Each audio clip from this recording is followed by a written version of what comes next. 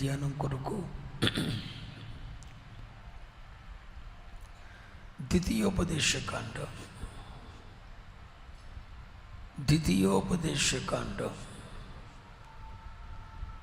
33వ అధ్యాయం 24-25 వచనాలు. ఆషేరును గూర్చి ఇట్లా నేను, ఆషేరు తన సహోదరుల కంటే ఎక్కువగా ఆశీర్వదించబడును. అతడు తన సహోదరుల కంటే కటాక్షమునందును, తన పాదములు తైలములో ముంచుకొనును. నీ కమ్ములు ఇనుపవియు ఇత్తడివి అయి ఉండును. నీవు బ్రతుకు దినములన్నిటిలో నీకు విశ్రాంతి కలుగును. ఆమేన్. అవును పిల్లలారా, పరిశుద్ధాత్ముడు నడిపిస్తే నడిచే నడక వేరు, మనం నడిస్తే నడిచే నడక వేరు. ఆషేరు తన పాదములను తైలములో ముంచుకున్నాడు అంటే అర్థం ఏంటి? ఆత్మచేత నడిపించబడుతున్నాడు. దేవుని వాక్యంలో పౌలయ్య గారు అన్నాడు, ఎందరూ దేవుని ఆత్మచేత నడిపించబడతారో వారు దేవుని కుమారులు అవుతారు. దేవుని ఆత్మచేత నడిపించబడేవాడే దేవుని కుమారుడు. అంతేకాదండి, ఆత్మచేత నడుచుకునుడి. ఆత్మచేత నడిపించబడేవాడు క్రమంగా నడుచుకుంటాడట. ఎలా? ఆత్మచేత నడుచుకునేవాడు క్రమంగా నడుచుకుంటాడు. ఆరాధన సమయానికి టయానికి వస్తాడు, కుటుంబ సమేతంగా వస్తాడు, ఆరాధిస్తాడు. ఒక ఆధ్యాత్మిక క్రమం ఉంటుందండి వారి జీవితంలో. ఆత్మచేత నడిపించబడినప్పుడు క్రమం ఉంటుంది. పరిశుద్ధాత్ముడు ఒక వ్యక్తిని నడిపిస్తుంటే క్రమబద్ధీకరణ జీవితం ఉంటుంది. ఎవరితో మాట్లాడాలి, ఎంతవరకు మాట్లాడాలి, ఎక్కడికి వెళ్ళాలి, ఎక్కడికి వెళ్ళకూడదు, ఎవరితో స్నేహం చేయాలి, ఎవరితో స్నేహం చేయకూడదు, ఏ విషయం మాట్లాడాలి, ఏ విషయం మాట్లాడకూడదు, ఏ పని చేయొచ్చు, ఏ పని చేయకూడదన్న ఒక క్రమం. ఆత్మచేత నడిపించబడే వారికి ఒక క్రమమైన జీవితం ఉంటుందండి, క్రమ జీవితం. అదేగా పౌలయ్య గారు రోమాపత్రికలో రాశాడు, ఆత్మచేత నడుచుకున్నవాడు క్రమముగా నడుచుకుంటాడట. ఆరాధనకు వచ్చే విషయంలో క్రమం ఉంటుంది. దేవుని భాగాన్ని దేవునికి చెల్లించే విషయంలో క్రమం ఉంటుంది. పరిశుద్ధులకు పరిచర్య చేసే విషయంలో క్రమం ఉంటుంది.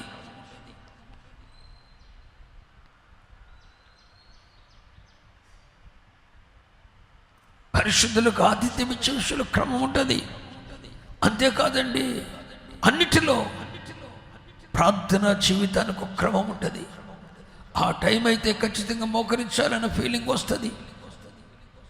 కుటుంబ ఆరాధనకు ఒక క్రమం ఉంటుంది. క్రమము లేని జీవితం పరిశుద్ధాత్ముడు నడిపించేది కాదు. నీ పాదములు తైలములో ముంచబడిన అనుభవం కాదది. పరిశుద్ధాత్మ దేవుడు నడిపిస్తున్నప్పుడు క్రమబద్ధీకరణ జీవితం ఉంటుంది. సెల్ ఫోన్ వాడుకోలో కూడా ఒక క్రమబద్ధీకరణ ఉంటుంది. మనం పెట్టే స్టేటస్లో కూడా ఒక క్రమబద్ధీకరణ ఉంటుంది. మనం షేర్ చేసే వాటిలో ఒక ఆత్మీయుడు షేర్ చేయదగిన విధంగా వాడిని షేర్ చేయరు. ఎందుకంటే వారికి క్రమబద్ధీకరణ జీవితం ఉంటుంది. పరిశుద్ధాత్ముడు నడిపిస్తున్నప్పుడు ఒక అభిషక్తునికి విరోధంగా పనిచేయవచ్చా? ఒక అభిషక్తుని జోలికి పోవచ్చా అన్న గ్రహింపు ఉంటుంది. సౌలు మంచివాడు కాదు, సౌలు భ్రష్టుడే. దావీదు దేవుని హృదయానుసారుడే. కానీ దావీదు అంటాడు, యెహోవా చేత అభిషేకం నొందిన వాడిని నేను ముట్టుకోను. మరి అభిషేకం నొందిన వాడు దుష్టుడైనా మూర్ఖుడైనా వాడిని ముట్టుకోవటం ఒక శాపం. అది పరిశుద్ధాత్మను నడిపిస్తే అభిషక్తుడైన వాని వైపు నీ ఏలెత్తి చూపగలవా? నీవు అభిషక్తిని ముట్టువాడు దేవుని కనుగుడ్డు ముట్టుతో సమానం. అందుకేగా 3 పర్యాయాలు సౌలు చేతికి దిక్కినా కూడా 8 సంవత్సరాలు తన్ను సంపాలని ప్రయత్నం చేశాడు సౌలు. దేవుడు 3 సార్లు సౌలుని దావీదు చేతికి చిక్కేటట్టు చేశాడు. కానీ దావీదు అంటాడు, యెహోవా చేత అభిషేకము నొందిన వాని నేను ముట్టను. ఈ నీతి ఎక్కడికి వచ్చింది? ఈ నీతి ఎక్కడిది? దావీదుకు.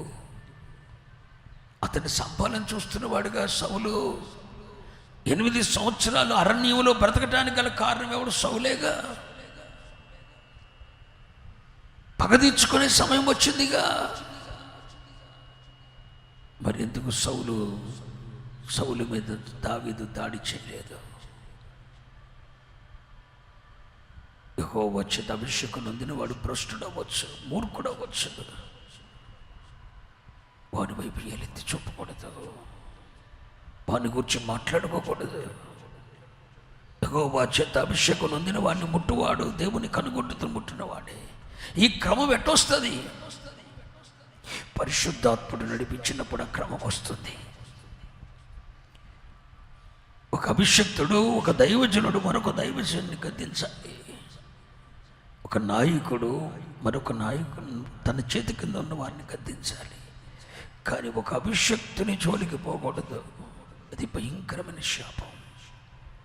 ఈ క్రమం ఎక్కడొస్తుంది? పరిశుద్ధాత్ముడు నడిపించినప్పుడు కదా వచ్చేది. ఒక అభిషక్తుని గురించి మాట్లాడుకుంటే ఎంత భయంకరం అది. మిర్యాముకు ఆ క్రమం లేక మోషేని గురించి మాట్లాడి కుష్ఠరోగాన్ని తెచ్చుకుంది. కుష్ఠరోగము అనేది బైబిల్లో పాపానికి ప్రతీక. ముఖం మీద 7 సార్లు సమాజం ఎదుట కాంట్రకిచ్చి ఉయ్యాల్సి వచ్చింది, ఊపించుకుంది. ఒక ప్రవక్తి అయ్యుండి మిర్యాము ముఖం మీద సమాజం అందరు చూస్తుండగా తన తండ్రితో 7 సార్లు ముఖం మీద కాంట్రిచ్చి ఊస్తే కానీ కుష్ఠరోగం పోలేదు. ఎందుకంటే మిర్యాములో క్రమబద్ధీకరణ జీవితం లేదు. ఎప్పుడు వస్తుందండి మన జీవితంలో క్రమబద్ధీకరణ? క్రమంగా ఎప్పుడు నడుచుకోగలుగుతాం పిల్లలారా? అది ఎంత భయంకరమైన పాపం అంటే మనం తీర్చలేనిది. అది సొంత అక్కను దేవుడు ఊరుకోలేదు. ఆఫ్టర్ నువ్వెంత క్రమం లేదు. ఉపవాసం ఉంటున్నాం, ప్రార్థన చేస్తున్నాం, ప్రతిష్టతలే కలిగి జీవిస్తున్నాం. ఇది ఆత్మచేత నడిపించబడితే క్రమంగా నడుస్తాంగా.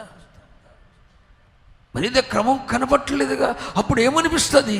నిన్ను నడిపిస్తున్నది పరిశుద్ధాత్ముడా, నీ శరీర ఉద్రేకమా?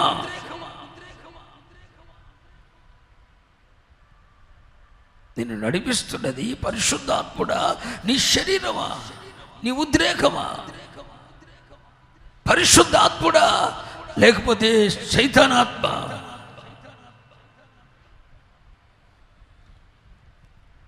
వివాదములు ఆడుచు, గుద్దులు ఆడుతూ ఉపవాసం ఉండటం దేవునికి ఇష్టమా? యెషయా గ్రంథం 58వ అధ్యాయం అదేగా చెబుతుంది. వివాదములు ఆడుచు, గుద్దులు ఆడుచు, భార్యాభర్తలు ఘర్షణలు పడుతూ ఇతరులతో సమాధానం లేకుండా ఉపవాసం చేయటం దేవునికి ఇష్టమా? క్రమం లేదుగా. అది క్రమం కాదుగా. ఆత్మచేత నడిపించబడే వానికి ఒక క్రమం ఉంటుంది. నా ప్రియ దేవుని జనాంగమా, ఆశ్చర్య దగ్గర ఉన్న కృప ఏంటో తెలుసా? అతడు ఆత్మచేత నడిపించబడుతున్నాడు. అతని పాదములు తైలములో ముంచుకున్నాడు. Praise the Lord. అంటే అర్థం ఏంటి? అతడు ఆత్మచేత నడిపించబడుతున్నాడు. క్రమం ఉంది. మందిరంలో కూర్చున్నప్పుడు సెల్ ఫోన్ వాడొచ్చా? షాటింగ్ చేయొచ్చా? క్రమం లేదా నీ జీవితానికి?